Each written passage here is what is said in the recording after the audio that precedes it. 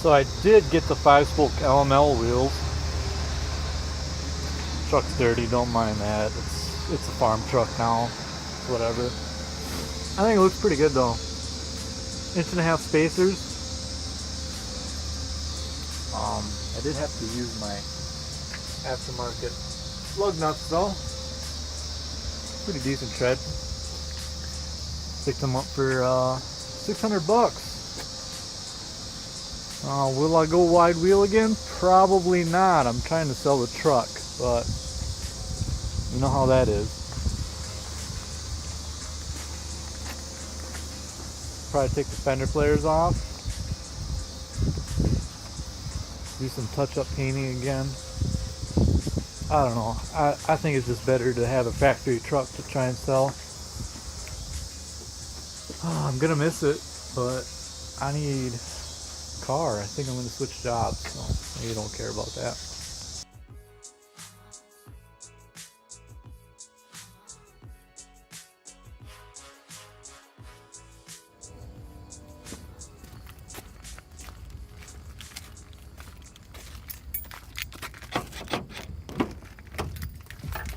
Got some problems with Duramax. Started yesterday.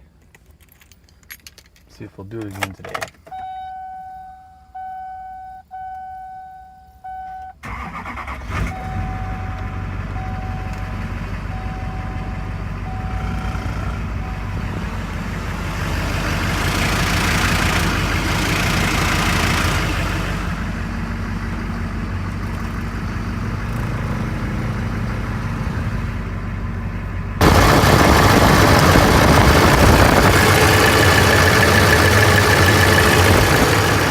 I gotta replace this hose too.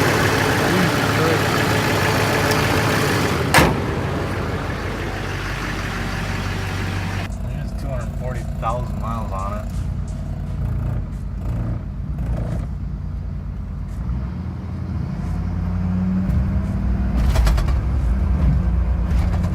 So, we'll see. Okay, so I think what I found is the hydro booster accumulator has gone bad in my truck, so I'm gonna try and swap that out. I've already started. So you know what this means. I gotta go under the flipping dash. I just took it apart, whatever. I'll just take it out, I suppose. Not a huge deal, but not how I wanted to do it, I guess. Little update on the truck. That steering and brake issue I've been having. Probably just the power steering pump. I replaced the accumulator, but it still has a groan to it. Yes, this is how I get to my house. Not even worth washing. Alright, today we're doing a power steering pump on my 6.6 Duramax diesel. It's an LMM, so 2007, 2010. I started by taking radiator plastics off, and then the radiator shroud top part. There's 2 pop clips on either side. Walk over. This one's a little more difficult. Pop those out. 1 bolt right here. Pull this back. Other than that, the shroud should just lift right up. It might get stuck on this hose right here, but right there. Not a big deal. Next we gotta get down to the tensioner. Pry that back, take your belt off, obviously, to get to that. Then it should be these 3 bolts right here, and the whole assembly will come out after you undo the hard lines and the return lines. And then you have to get a pulley puller to pull that pulley off of the pump, actually. So I actually gotta find one here in the shop. But I'm not gonna record because there's tons of other videos doing this on YouTube. It's just more like just a weekly blog for me. Getting pretty dirty again.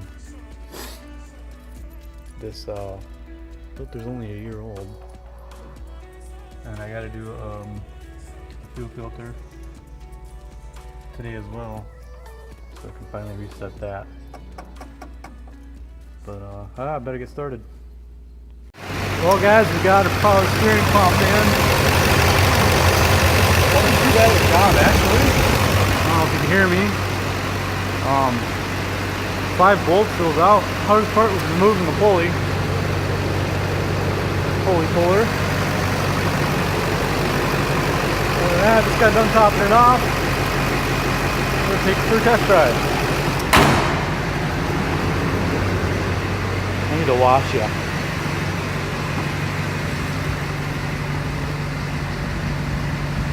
No more sounds. Oh, I gotta took all that stuff down.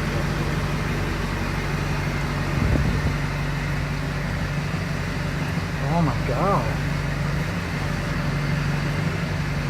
I can actually turn my wheel without it screaming.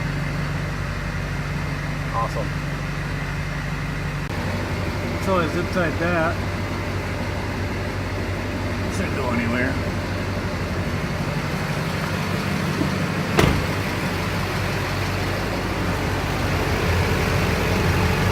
Doesn't appear to be leaking anything. That's right over there is AC condensation. We're running about 10 minutes now. Nothing major going on. The wheel still turns. Looks like we fixed her, boys.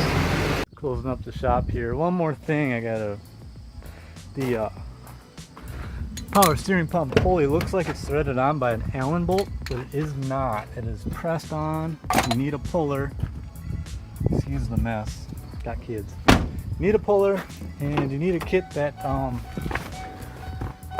can press it back on also. If you don't have that, I used a couple big nuts and washers, and I believe the bolt is 3/8 thread 16. So that'll press it back on for you. And what I did is I took a torch, heated up the pulley to get it off easier. It did bend, so I had to hammer some flanges back, but not a big deal. Oh god, that's so nice having power steering back. Oh, I didn't change my fuel filter, but I guess we'll save that for the next time.